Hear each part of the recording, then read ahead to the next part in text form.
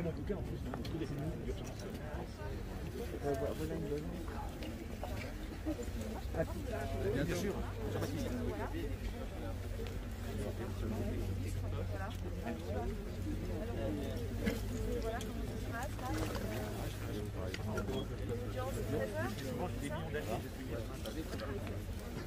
Ouais. Voilà.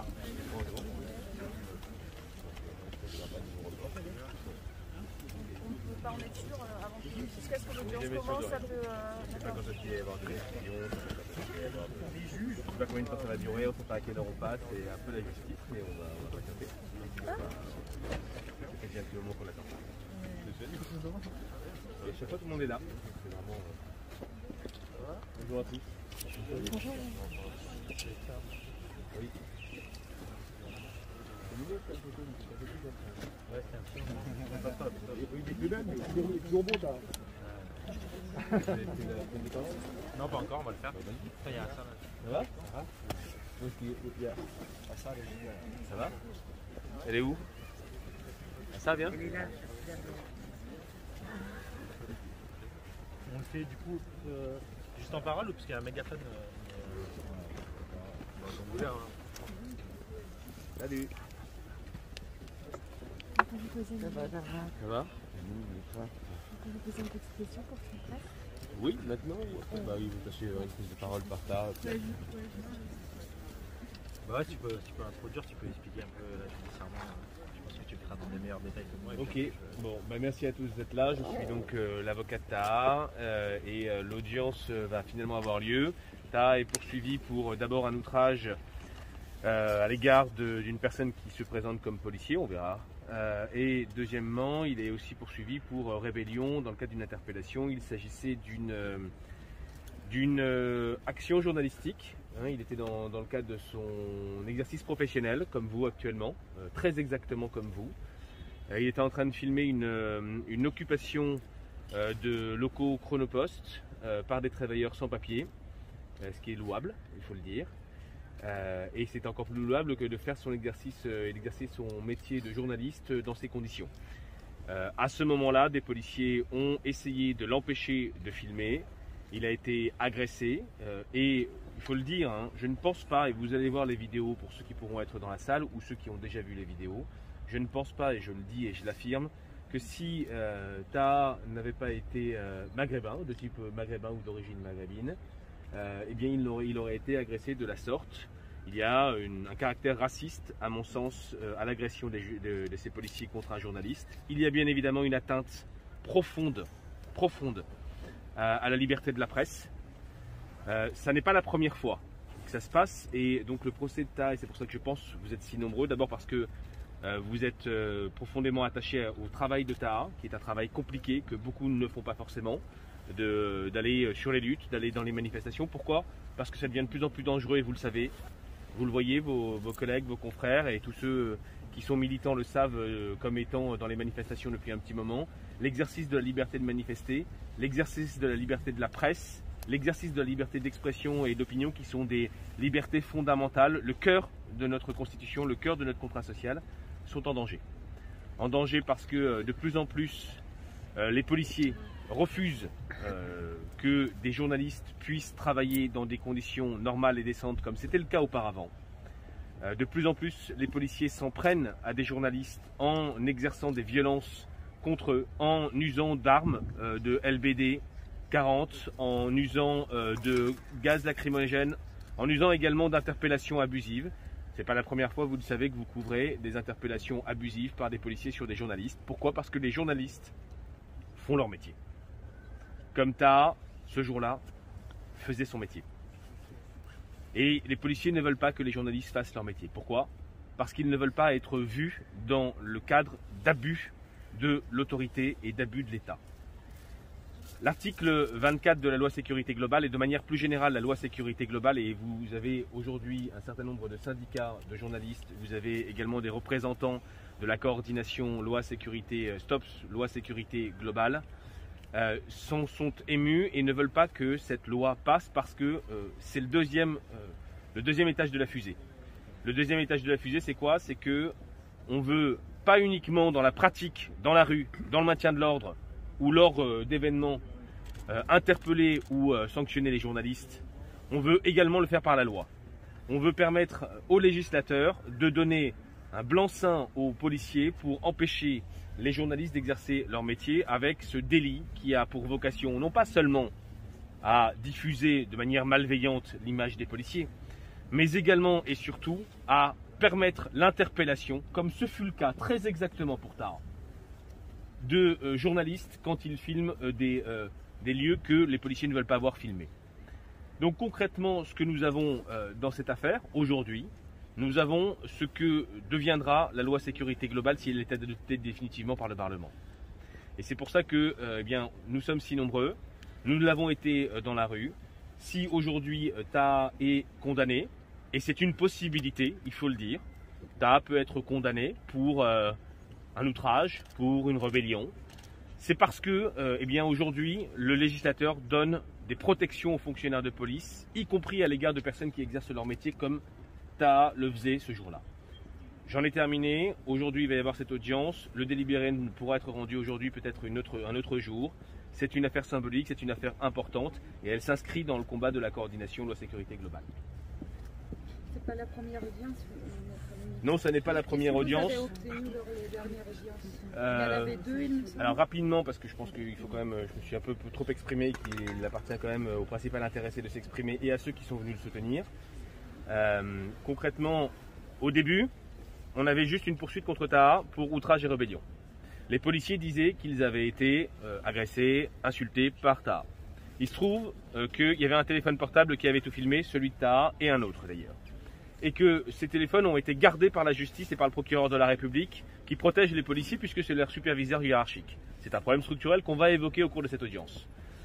On a réussi quand même, après une grosse bagarre procédurale, à obtenir ce portable que le parquet ne voulait pas restituer. On a réussi à obtenir les vidéos, on avait déposé plainte et c'est parce qu'on a fait le forcing qu'une procédure IGPN a été ouverte, que les policiers ont été interrogés et réinterrogés avec Taha et qu'on s'est aperçu qu'ils avaient menti délibérément pour essayer de faire condamner un homme innocent, un journaliste innocent qui ne faisait que son métier.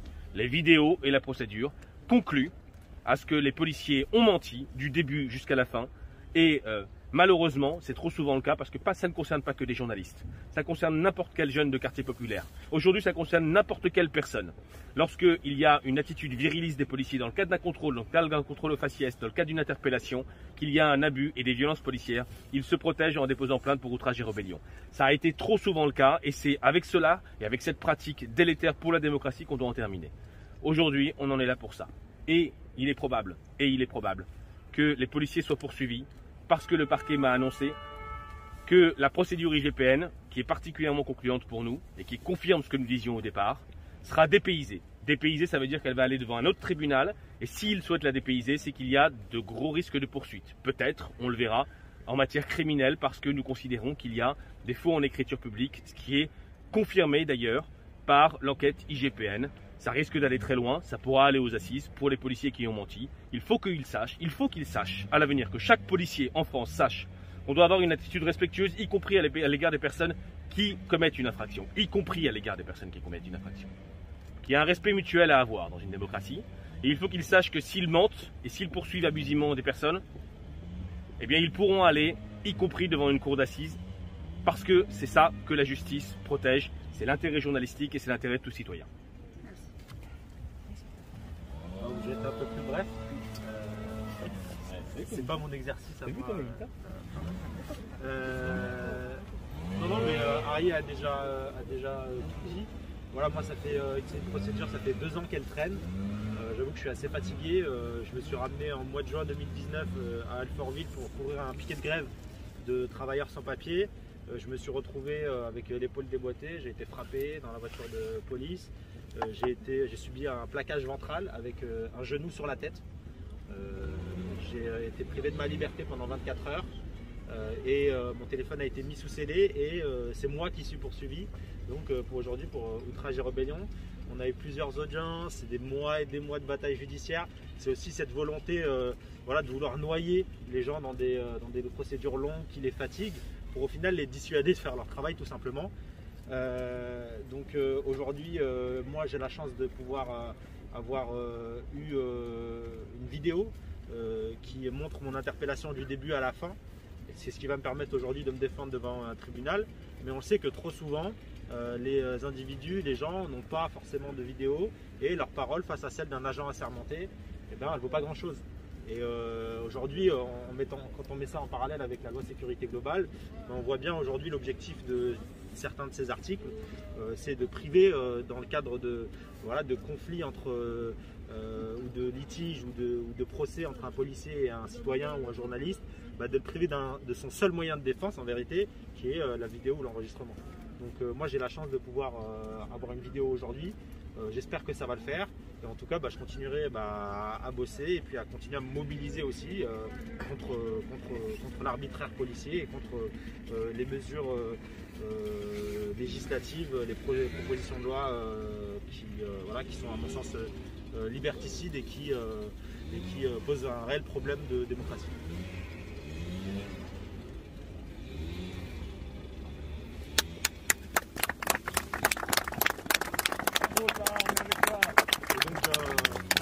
On espère aujourd'hui la relaxe donc pour les faits imaginaires d'outrage et de rébellion, et que le policier Maxime Demer, l'agent de la BAC du 9-4 qui m'a frappé, aujourd'hui j'ai encore des séquelles, hein, aujourd'hui il fait froid, j'ai mal à l'épaule, j'ai sûrement devoir me faire opérer, qu'il soit poursuivi pour des violences, pour les insultes, et que les policiers aussi qui l'ont accompagné dans ses faux en écriture publique soient poursuivis et aillent devant un tribunal aux assises pour qu'ils répondent de leurs actes, parce que ça ne peut plus durer.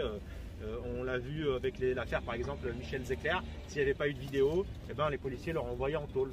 C'est pareil aujourd'hui, ces policiers, il faut qu'à un moment donné, ils payent pour leurs actes et pour ces faits de violence, pour ces faits de racisme, pour ces faits de mensonges. Donc voilà, nous on espère qu'il soit poursuivi et on demandera ça en tout cas aujourd'hui. Quelques mots pour Emmanuel Vire, secrétaire général du syndicat national des journalistes CGT. Évidemment, cette affaire est symbolique de la lutte que nous menons au sein de la coordination nationale Stop Loi Sécurité Globale depuis 2 mois. Et je ne reviendrai pas sur ces raisons-là, Arié les a toutes données. Aujourd'hui, on est surtout là pour défendre un journaliste, Taha Bouaf. Taha Bouaf, pourquoi? Parce que on sait toutes les affaires qu'il a eues, on sait toutes les entraves qu'il a eues pour exercer son métier de journaliste. On sait les attaques qu'il a, même de la part de syndicats de policiers. C'est ça qui est inacceptable. Et il y a quelque chose d'ailleurs, et je le regarde bien dans les yeux, qui a changé depuis le début de cette affaire. Aujourd'hui, Taha Bouaf a une carte de presse. Alors on sait que la carte de presse n'est pas une preuve de notre activité de journaliste, c'est pas ce que je veux dire. Mais je le dis à tous les gens qui essaient d'entraver le travail de Taha, à tous les gens qui critiquent son travail, à tous les gens qui parlent de journalistes militants, de tout ça. Taha Bouaf a une carte de presse, Taha Bouaf est parmi nous dans la profession et nous défendrons toujours Taha Bouaf. Voilà, merci. Pour le syndicat national des journalistes, nous on est là aux côtés de Taha, comme on l'est depuis pratiquement le début, pour défendre Taha qui est journaliste et pour défendre une profession. Et je rappelle qu'effectivement c'est un cas emblématique puisqu'on prouve par A plus B plus C que les forces de l'ordre ont tout fait pour l'empêcher de travailler. C'est-à-dire qu'on veut empêcher les journalistes de témoigner de ce qui se passe dans ce pays. Et je rappelle simplement que nous estimons à 200 le nombre de journalistes sur les 2 dernières années qui ont été empêchés de travailler, notamment pendant les mouvements des Gilets jaunes. Des plaintes sont déposées, bloquées. IGPN, les signalements sont faits, ils sont 20. Donc, nous continuons le travail contre la loi sécurité globale et nous sommes là pour témoigner que sur le terrain et en justice, on défend notre profession au mieux de ce qu'on peut faire. Je vais dire quelques mots en tant qu'élu de la nation, donc Éric Coquerel, député France Insoumise. Moi, les raisons pour lesquelles je m'affreins à être toujours à côté de Taha, au-delà des rapports d'amitié et de fraternité qui sont évidemment existants, mais c'est parce que soutenir Taha, c'est en général soutenir des causes justes. Voilà. J'ai pu observer depuis un certain moment, et avec un certain don de l'anticipation, je dois dire, qui explique peut-être ses qualités professionnelles. parce qu'il est évident que cette affaire qui a eu lieu en 2019, elle est largement anticipatrice de ce qui se passe aujourd'hui avec la loi sécurité globale. Je veux dire que ce n'est pas la première fois. L'affaire Benalla était anticipatrice dans la manifestation du 1er mai qui s'était passée, pour tous ceux qui s'en souviennent, de manière absolument anormale de ce qui s'est passé le 12 décembre. Et là, c'est la même chose avec, évidemment, la question des images qui, je dois le dire, n'est pas seulement une question de liberté de presse, c'est une question du droit d'informer. Et le droit d'informer, c'est un droit pour tous les citoyens. Le droit de témoigner, de pouvoir dire voilà ce qui se passe et je le porte à connaissance du public. Donc cette affaire est d'autant plus importante, c'est que non seulement il faut qu'il soit relaxé aujourd'hui, parce que quiconque a vu les images de ce policier constate que, à part le fait qu'il expliquait après qu'il était policier, c'était impossible de faire la distinction entre un voyou et un policier. Voilà, personne ne peut juger de quelqu'un qui vient en civil et vous agresse de la manière dont il a agressé Taha sur toutes les images. J'espère que ça sera évident. Mais il y a aussi autre chose, c'est sur la loi sécurité globale. Et je dois dire qu'il faut que la mobilisation continue sur l'ensemble de la loi, mais aussi parce que ne pensons pas que la bataille est déjà gagnée sur l'article 24. Fauvergue, le rapporteur de la loi, il y a quelques jours, expliquait qu'il ne s'agissait que de réécrire l'article. Et ce gouvernement, il a souvent par le passé fait mine de reculer par rapport à une mobilisation pour en réalité vouloir absolument passer l'entièreté de ses méfaits. Donc là, c'est aussi un appel à travers ce qui se passe ici, ou par exemple ce qu'on a fait le 3 janvier en soutien et en hommage à Cédric Chouviat, de dire que la bataille, même sur l'article 24, elle n'est pas encore gagnée et que la mobilisation doit continuer. Et je trouve que Taha en est une bonne figure de tout. Quelques mots aussi en tant qu'élu national aussi et en tant qu'élu local. Je suis Sophie Taillé-Polian, je suis sénatrice du Val-de-Marne et je suis coordinatrice nationale du mouvement Génération. Si je suis là aujourd'hui, c'est d'abord parce que Taha Bouaf est venu pour témoigner d'une cause et d'une cause juste de sans-papiers exploités, dont on utilise la précarité pour faire le sale boulot dans des conditions indécentes et sans aucun respect pour de quelconques conditions de travail. D'autre part aussi, bien sûr, parce que dans le cadre de son travail de journaliste, il met en œuvre une de nos libertés les plus fondamentales. Et quand on dit journaliste militant, eh bien oui, eh bien il en faut. Et c'est aussi l'histoire de notre République, ce journalisme militant qui a fait aussi beaucoup dans notre histoire politique et pour la mise en œuvre, la concrétisation, la solidité de notre démocratie. Donc oui, journaliste militant, eh ben c'est ni une insulte ni un problème. Au contraire, c'est une richesse pour notre démocratie. Et on peut ne pas partager, mais en tout cas, des journalistes et des journalistes militants, il en faut. Militants aussi parce que sur le terrain, présents effectivement dans les luttes, et ça c'est extrêmement important pour la diversité des images et des retours et des témoignages. Et si on n'est que effectivement devant les salles de presse et les visios aujourd'hui et qu'on n'est pas sur le terrain, eh bien il y a tout un pan de la réalité que les médias ratent et rateront. Et puis journalistes militants, il y en a des tas d'autres qui ont des plateaux télé ouverts toute la journée, financés par des grands patrons qui sont vraiment militants d'extrême droite et qui sont condamnés, et eux on leur fait beaucoup moins de problèmes. Donc soutien pour toutes ces questions-là.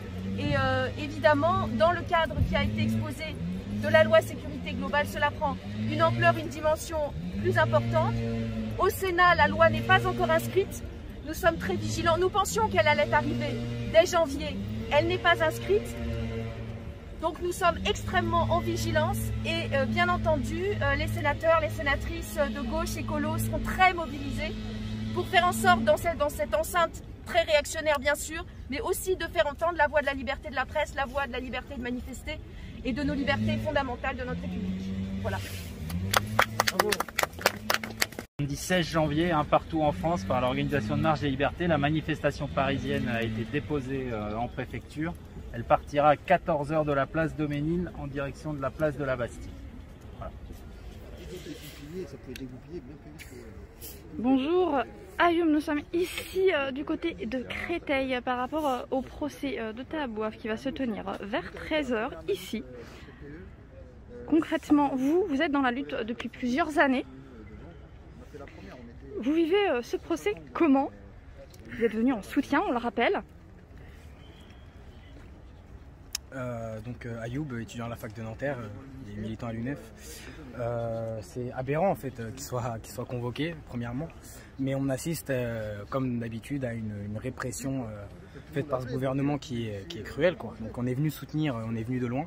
Je pense que c'est important qu'on vienne soutenir et qu'on soit là, peu importe là d'où on vient, notre âge ou même notre étiquette syndicale ou nos idées, parce qu'en fait on assiste à un mouvement de répression qui est quand même ouf.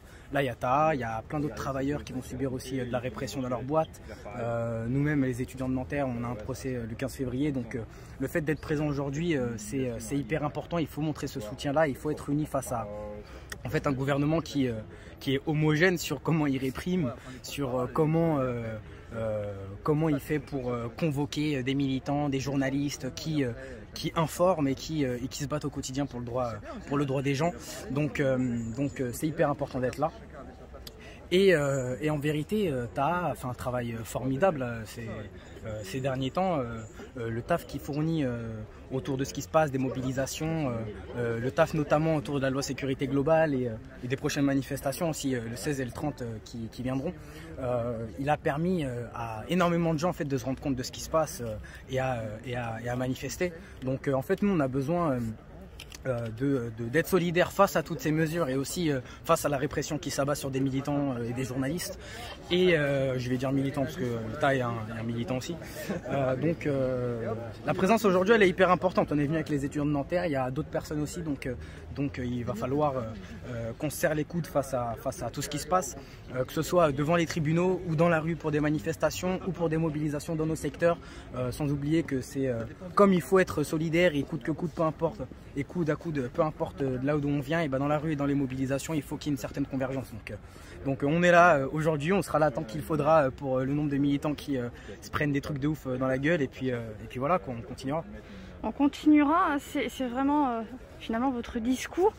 Et quand vous parlez effectivement de cette répression, on entend aussi celle des employés du Monoprix qui étaient présents lundi, notamment par rapport à leur assignation vis-à-vis de leur patron qu'ils avaient assigné, leur responsable du groupe Monoprix. Vous parlez également de Gaël Kirante, j'imagine, à la Poste Sud Poste 92, qui a subi effectivement, on l'a vu par différentes images, une répression assez importante au niveau de ses propres patrons, de ses propres responsables de boîte.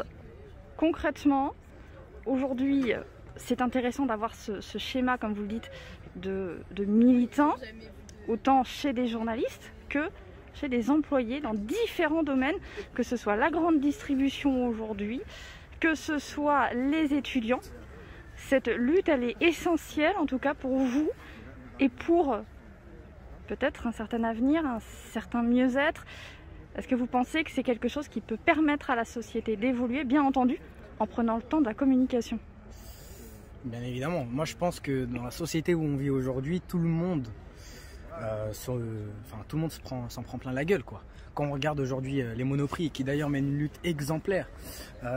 Moi, j'ai passé Noël et le jour de l'an avec eux, donc ça a été assez spécial. Et en vérité, on est dans une société où malheureusement tout le monde s'en prend plein la gueule.